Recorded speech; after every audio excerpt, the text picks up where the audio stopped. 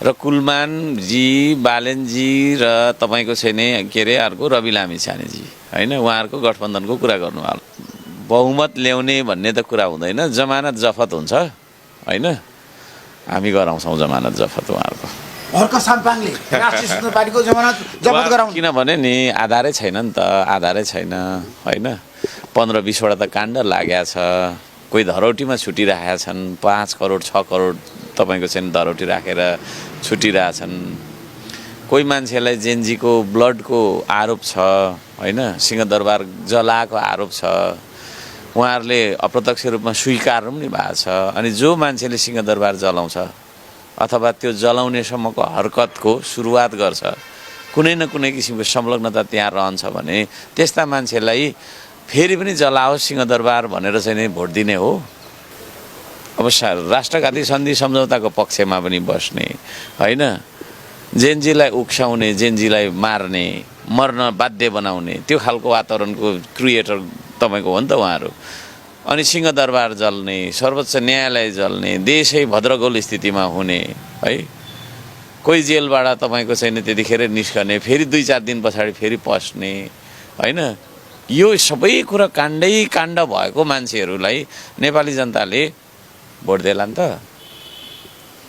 है। एकजना फेरि मान्छे हुनुहुन्थ्यो, उहाँले चाहिँ आफ्नो चाहिँ नै अब आफ्नो पार्टी होइन, कुलमानजीको कुरा गरेँ मैले, 1 महिना भएको छैन आफ्नो पार्टीलाई बचाउन सक्नुहुन्न। त्यस्तो अस्थिर मान्छेहरूले राजनीति गर्ला, नेतृत्व गर्ला त देशमा? देशभन्दा ठुलो विकास हुँदैन। कसैले हामीलाई बिजुलीको खम्बा सहयोग गर्छु, एउटा बाटो बनाइदिन्छु भनेर भोलिको दिनमा त्यो एउटा देश मलाई दे है भनेर त भएन होला नि त होइन। अब छिमेकतिरै छ, अब नाम किन लिने होइन, विकास देखाएर मुलुकै लगेको इतिहासहरू त छ त हाम्रो छेउछाउमै। त्यसले गर्दाखेरि यो मुलुकप्रतिको स्वाधीनता, यो मुलुकप्रतिको तपाईँको सम्प्रभुतासँग सम्बन्धित उहाँको विषय के हो भनेर मैले सोद्धाखेरि उहाँले अहिलेसम्म उत्तर दिनु सक्नु भएन। भनिसकेपछि उहाँ पनि विदेशी प्रभुलाई ढोग्ने मान्छे नै हो भने। अब बालेनजीको कुरा गर्दा जेनजी आन्दोलन अगाडिसम्म धेरै राम्रो थियो उहाँसँग मेरो होइन, तर जेनजी आन्दोलन पछाडि उहाँले जे देखाउनु भयो होइन, त्यसले के प्रमाणित गर्यो? जेनजीलाई आन्दोलनमा आइज भन्ने होइन, अनि त्यत्रो आन्दोलन भयो, मान्छे मऱ्यो, अन्त्येष्टिसम्ममा नआउने, घाइतेलाई भेट्नु नजाने होइन, त्यस्तो पनि हुन्छ र भनेको क्या। मैले जस्तै एउटा आन्दोलन गरौँ भन्छु, मैले त आन्दोलनमा त म त फ्रन्ट लाइनमा हुन्छु होइन, बिचमा पनि होइन, म त फ्रन्ट लाइनमा मेन ब्यानरमा हुन्छु म त है। नेतृत्व त त्यस्तो चाहियो नि त देशलाई।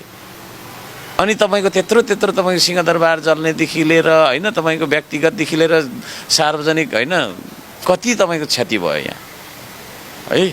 त्यत्रो क्षति गराउने नि यतिका महिना लुकेर बस्ने है, कुनै किसिमको सार्वजनिक विचार उहाँको छैन। छ त उहाँ कुन चाहिँ तपाईँको छैन उहाँको विचार छ त? पोलिटिकल आइडियोलोजी के हो उहाँको है? जनतासँग नभेट्ने, भद्रकुमारी घलेको चाहिँ तपाईँको मैले सुन्दै थिएँ, 5 घन्टा पर्खेँ बाबु, 1 कप चिया पनि खुवाएन, पुलुक हेरेर गयो भन्दै थियो। त्यस्तो खालको मान्छे जो जनतादेखि भागेर हिँड्छ, जो के हो भन्ने नै थाहा छैन होइन, त्यो रहस्यमय मिस्टेरियस होइन पर्सन भनेको डेन्जरस हुन्छ, त्यो खतरनाक टाइपको मान्छे है। र त्यस पछाडि तपाईँको चाहिँ यो सरकार जुन बनेको छ अहिलेको सरकार, उहाँले बनाउनु भएको हो। एउटा मेयरले के अरे तपाईँको महानगरपालिकाको एउटा मेयरले सरकार गठन गर्ने हैसियत राख्छ? राख्दैन नि त। तर उहाँले कसरी त्यो गर्नुभयो त भन्दाखेरि उहाँ कुनै शक्तिबाट परिचालित मान्छे हो।